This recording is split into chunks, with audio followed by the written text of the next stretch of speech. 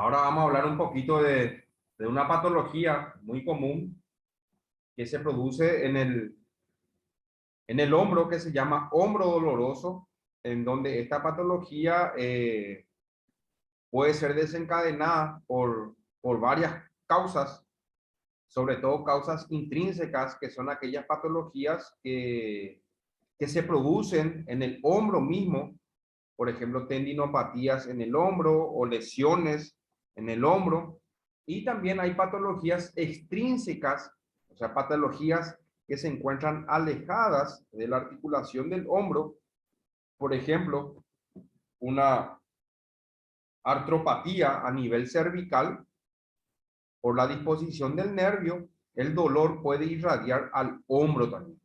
O también algunas patologías, por ejemplo, una patología pulmonar que se llama pleuritis, también ese dolor puede irradiar al hombro y producirse el hombro doloroso, Ah, mira, qué interesante. Nunca habría escuchado de eso, profe. ¿no? Bueno, entonces ahora No. pregúntame, ya que estás solita, aprovechar que estamos los dos y pregúntame si lo que quieras, ¿está bien? Con respecto al hombro. Dale, profe. Ok, Ok. bueno, entonces acá tenemos nosotros esto. Esto es una vista anterior de la articulación del hombro, en donde acá podemos observar nosotros que esto es la cabeza. Este es el húmero, este es la cabeza humeral, esto es la escápula en una vista anterior. Esto se llama fosa escapular, en donde acá se origina un músculo muy importante del hombro que se llama músculo subescapular. Este se llama borde vertebral de la escápula porque mira hacia la columna vertebral. Este borde se llama borde axilar. Este se llama ángulo inferior de la escápula, ángulo superior de la escápula. Este es la clavícula, este es el acromión y este se llama apófisis coracoides. Entonces, cualquier patología intrínseca puede desencadenarse en esta articulación, en la articulación glenohumeral, que es esto, en la articulación acromioclavicular. Acá hay una bolsita que se llama bolsa subacromial que también se suele inflamar, y acá pasan los tendones de los músculos que se pueden inflamar y desencadenar una patología que se llama hombro doloroso. En la anatomía del hombro, ¿verdad? Nosotros podemos o sabemos que hay varios músculos, ¿verdad?, que realizan los movimientos en el hombro. Por ejemplo, el deltoides, el pectoral mayor, una bursa o la bolsa serosa, que fue lo que te dije recién, que se encuentra acá abajito, esta bolsita, que esta bolsita cuando se inflama, se produce una bursitis, que es inflamación de la bolsa, músculos del manguito rotador y de la porción larga del bíceps.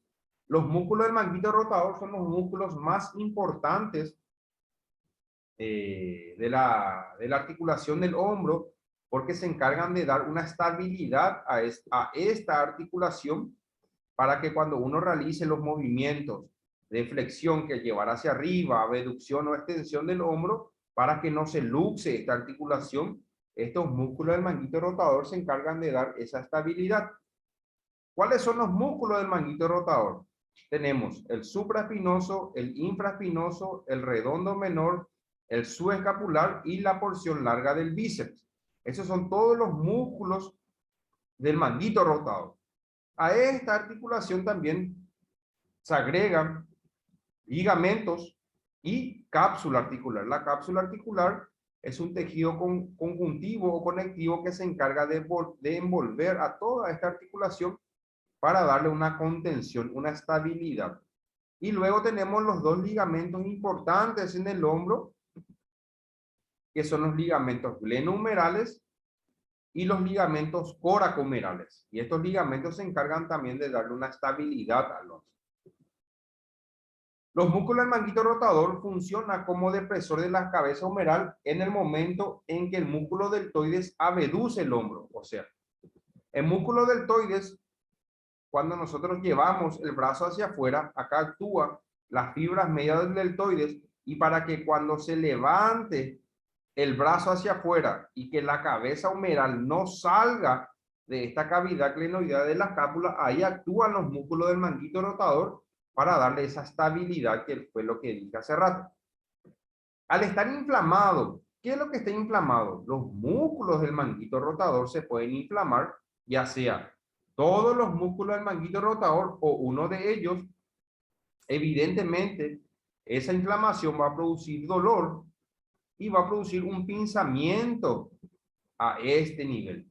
Y evidentemente el paciente no va a poder realizar los movimientos normales en el hombro por esa inflamación de los músculos del manguito rotador.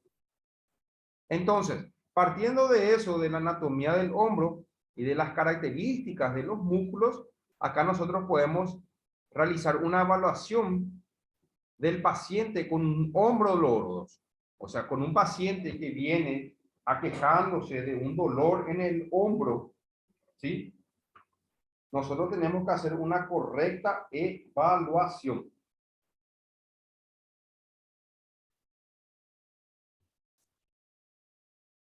En primer lugar tenemos la anamnesis. La anamnesis es la semiología, es la evaluación, ya sea la inspección o la palpación o la sintomatología que presenta el paciente. Preguntarle al paciente si tiene alguna enfermedad de base, por ejemplo, una patología pulmonar, ¿verdad? Que fue lo que dije hace rato, que una patología pulmonar, una pleuritis, el dolor puede irradiar al hombro, pero el problema está en el pulmón, no está en el hombro. Y muchas veces, si uno no hace una buena evaluación, trata el hombro, pero el hombro nunca mejora con el tratamiento. ¿Por qué? Porque la patología está en el pulmón. Por ejemplo, si un paciente tiene una cardiopatía, un problema a nivel del corazón, el dolor puede irradiar hacia qué hombro, hacia el hombro izquierdo, porque en el hombro izquierdo, hacia ahí se encuentra el corazón. Entonces, uno hace el tratamiento de ese hombro, pero no se ven resultados positivos. Preguntarle sus antecedentes laborales, ¿verdad? ¿A qué se dedica el paciente? Si el paciente se va al gimnasio, si hace musculación, si es carpintero, si es albañil, si es pintor, todo aquel ámbito laboral que implique un sobreuso del hombro. También es muy importante preguntarle eso al paciente. También preguntarle si tuvo algún tipo de traumatismo, ya sea un traumatismo directo o un traumatismo indirecto, si tuvo alguna caída, ¿sí? Preguntarle también sobre la característica del dolor. El dolor, o cómo nosotros, Suji, ¿cómo vos pensás que podés saber cuánto dolor le siente un paciente? Si es que sabes eso. ¿Cómo vos puedes saber cuánto dolor siente un paciente? No sé, profe, preguntándole, palpando, no sé, ¿Y qué pregunta le harías vos al paciente, por ejemplo? no sé, no sé. Realmente nunca me tocó hacer eso todavía, entonces, para cómo saber preguntar, no sé. No sabes, nunca escuchaste tampoco. No. Sí, ya escuché, ¿verdad? Pero como así de trabajar en esa área de sobre lesiones y preguntarle cómo te duele, dónde te duele, ese tipo de preguntas a uno sabría ni cómo abordar. Ok, Entonces, bueno, así. te explico. El dolor, o en el dolor, hay una escala que se llama escala de ABA. Y esta escala de ABA evalúa la intensidad del dolor, pero solamente de forma subjetiva, con una intensidad de 10. O sea, se le pregunta al paciente, de 10, o si 10 es el máximo dolor, ¿cuánto dolor vos sentís? Ya sea al palparle, vos le palpás con el pulgar, le va apretando, o al realizar algún movimiento, el paciente le dice, mira, levanta el brazo. El paciente levanta el brazo y dice, ah, me duele. Entonces vos le preguntáis, ¿cuánto sentís de dolor? Si 10 es el máximo dolor, ¿cuánto dolor vos sentís? Y él te dice 5, 6 o 7, ¿verdad? A partir de 7, 8, 9 y 10 ya es una intensidad ya aumentada. Moderado vendría a ser entre 4 a 6. Y de 1 a 4 vendría a ser una intensidad leve. Entonces, uno así puede evaluar la intensidad del dolor de forma subjetiva.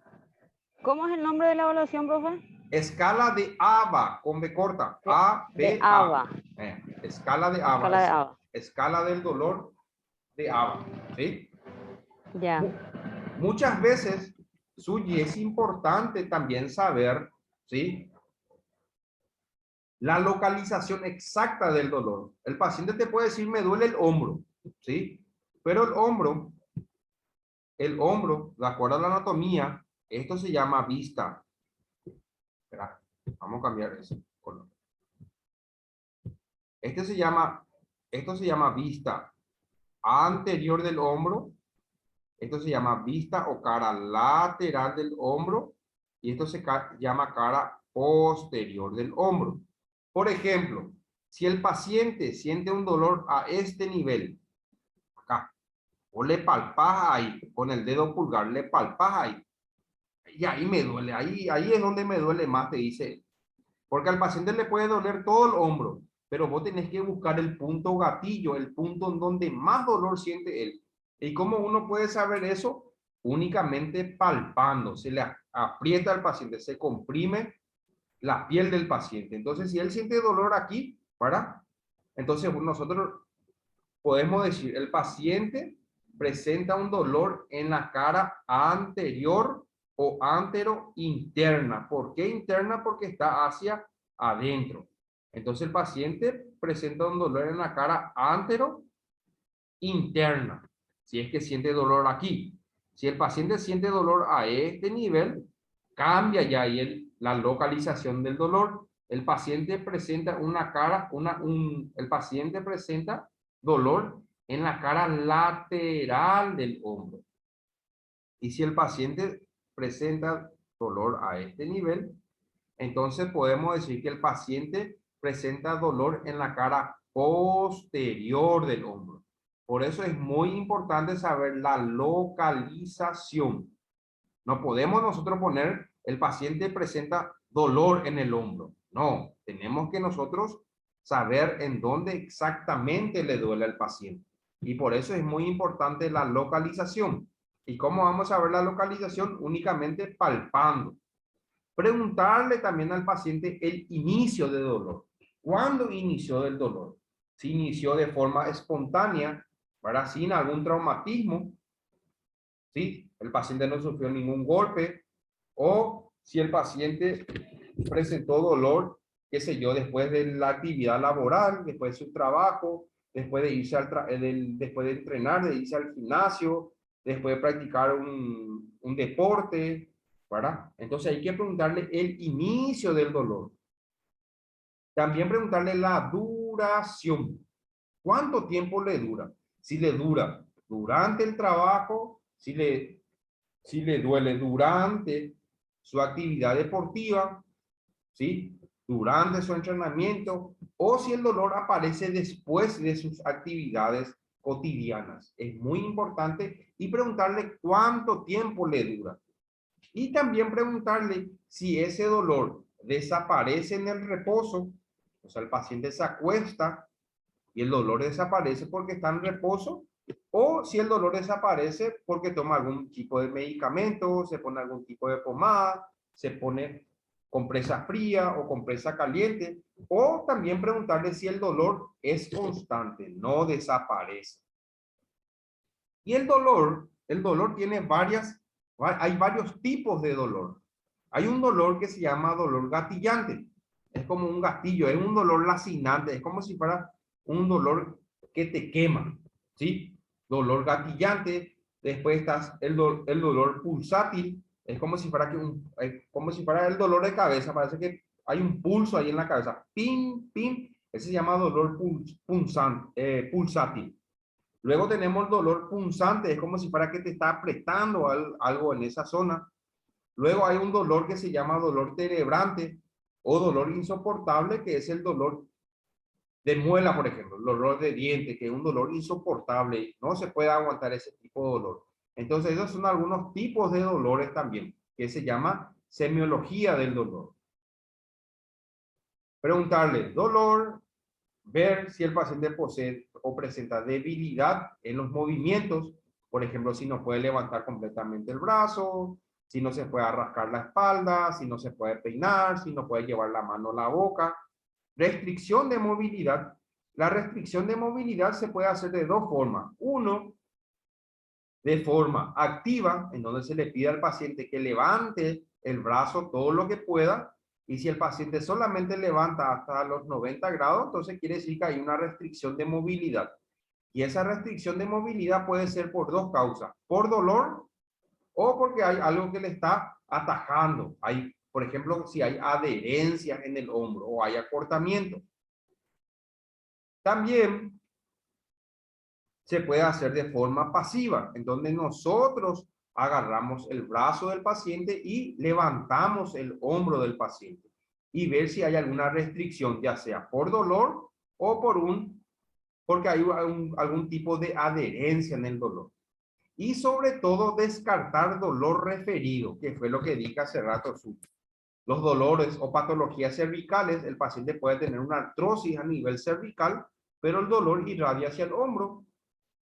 Hay que descartar eso. O sea, ¿cómo nosotros vamos a descartar eso? Si se hace una evaluación del hombro, el paciente viene y te dice, mira, me duele el hombro.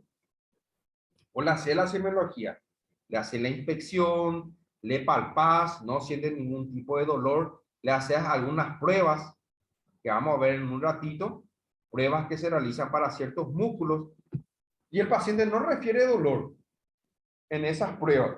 Entonces ahí tenemos que irnos nosotros a evaluar, por ejemplo, la región cervical. Nosotros evaluamos la región cervical y cuando realizamos esa evaluación, ahí el paciente refiere dolor en el hombro. Entonces la patología está en la región cervical, por ejemplo.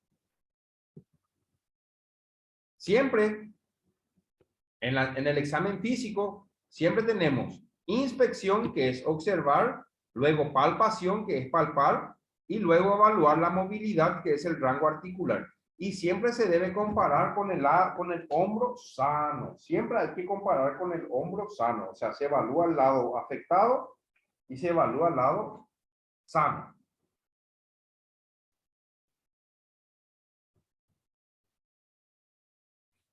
En la inspección, por ejemplo, en la inspección que nosotros tenemos, podemos observar si hay algún tipo de deformidades, ¿sí? Puede ser que tenga la clavícula más saliente, o sea, resalta más por fuera de la piel. Esto que vemos aquí, esta clavícula puede ser que resalte más hacia afuera, el acromión, la cabeza humeral, observar si hay algún tipo de deformidad, evaluar si hay algún tipo de atrofia muscular. ¿De qué músculo sobre todo? Del músculo deltoides, porque el músculo deltoides es el músculo más superficial que se encuentra en el hombro. Y este signo de atrofia puede ser porque el paciente no estuvo usando el brazo por varios tiempos. Vamos a suponer que el paciente se fracturó el húmero, por ejemplo, y utilizó por varias semanas el cabestrillo. El paciente se sacó el cabestrillo y ya quiere empezar a mover. Evidentemente, los músculos del hombro van a estar atrofiados porque se inmovilizó esa articulación. Palpar la articulación externo-clavicular, la clavícula, la articulación acromioclavicular, palpar los músculos del manguito rotador y de la porción larga del bíceps que vamos a ver en un ratito.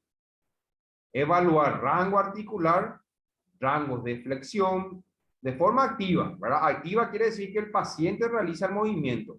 Flexión, extensión, aducción, abducción, rotación interna, rotación externa, todo eso evaluar de forma activa, pedirle al paciente que lleve o que realice los movimientos y evaluar si el paciente puede completar todo el rango de movimiento. O sea, si puede levantar todo el brazo, entonces quiere decir que el rango articular se encuentra normal. Acá, por ejemplo, nosotros tenemos esto, levantar el brazo hacia arriba, esto es abducción del hombro, y el brazo tiene que llegar hasta, o sea, si el paciente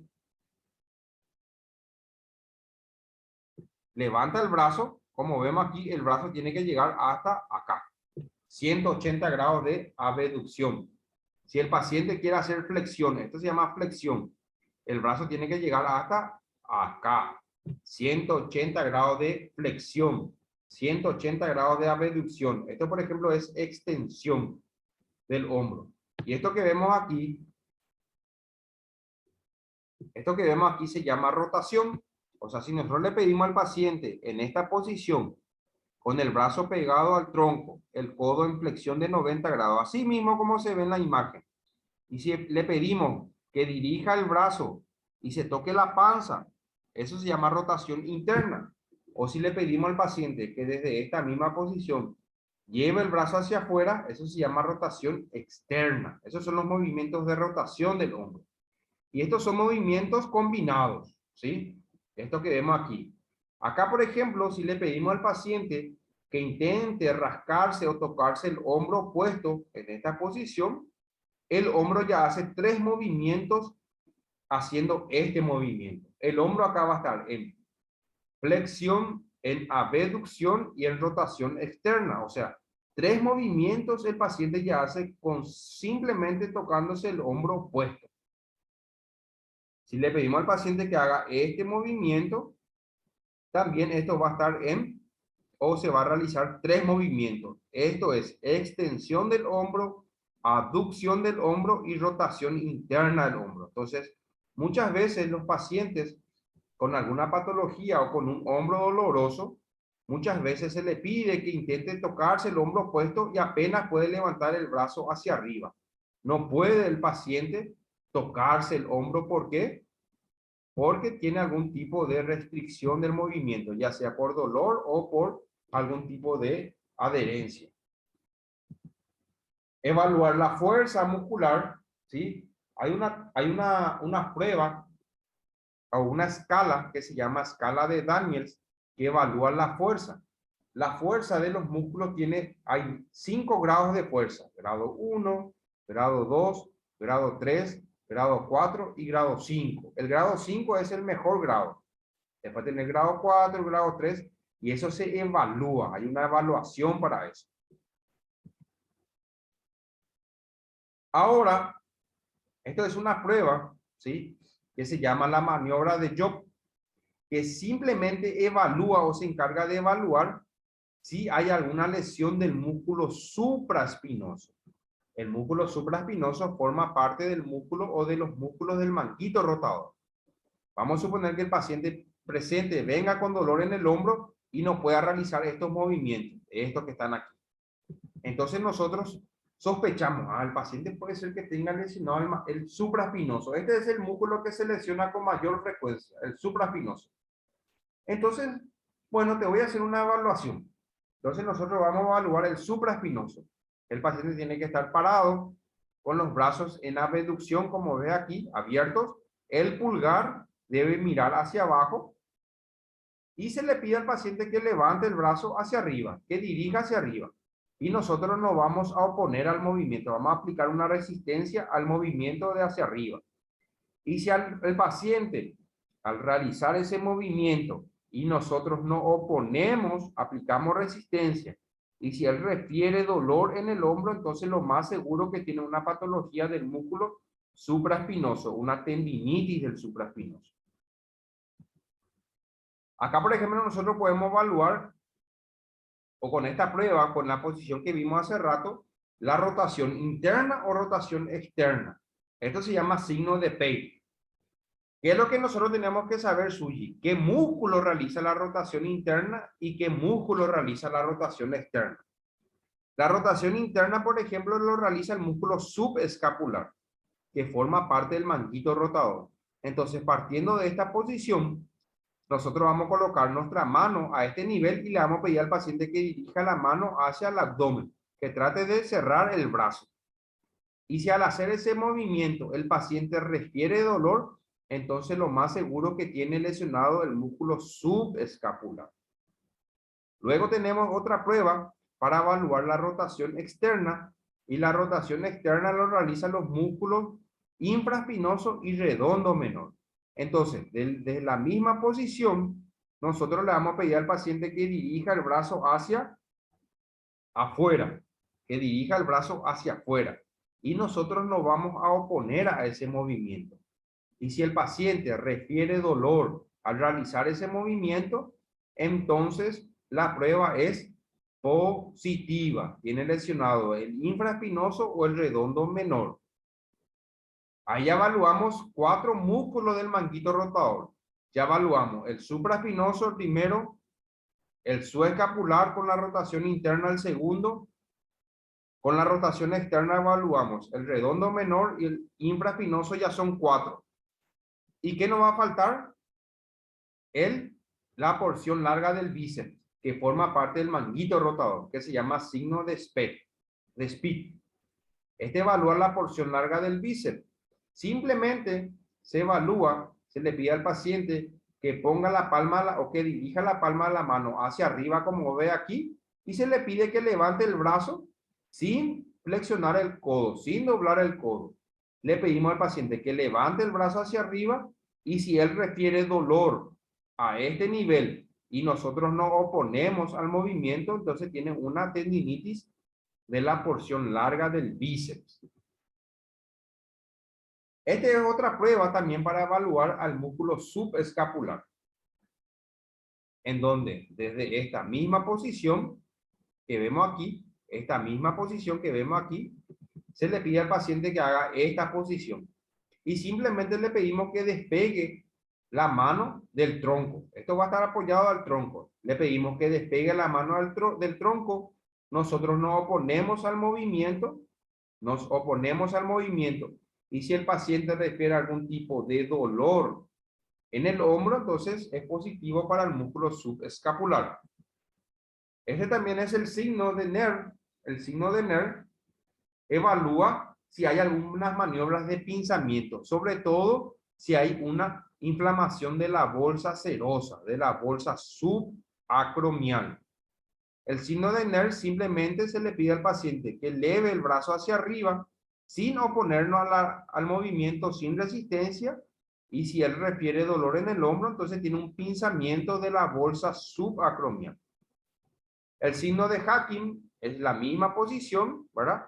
Con el codo en flexión, y nosotros vamos a hacer movimientos de rotación interna o externa. Vamos a dirigir el brazo hacia arriba o hacia abajo. Y si él refiere dolor a este nivel, entonces lo más seguro es que tiene pinzado la bolsa subacromial.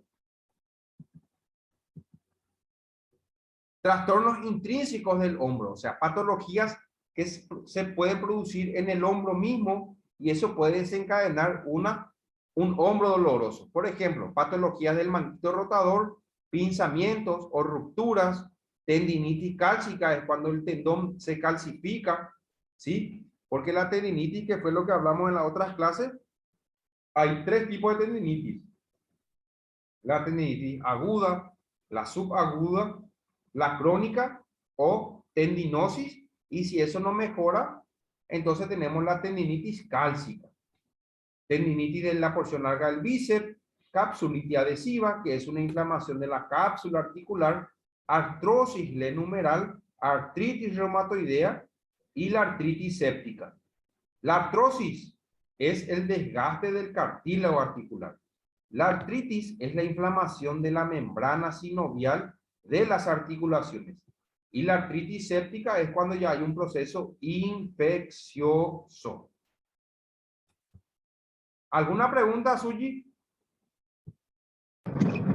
Sobre ese último que dijiste que vendría a ser infeccioso, profe. Sí.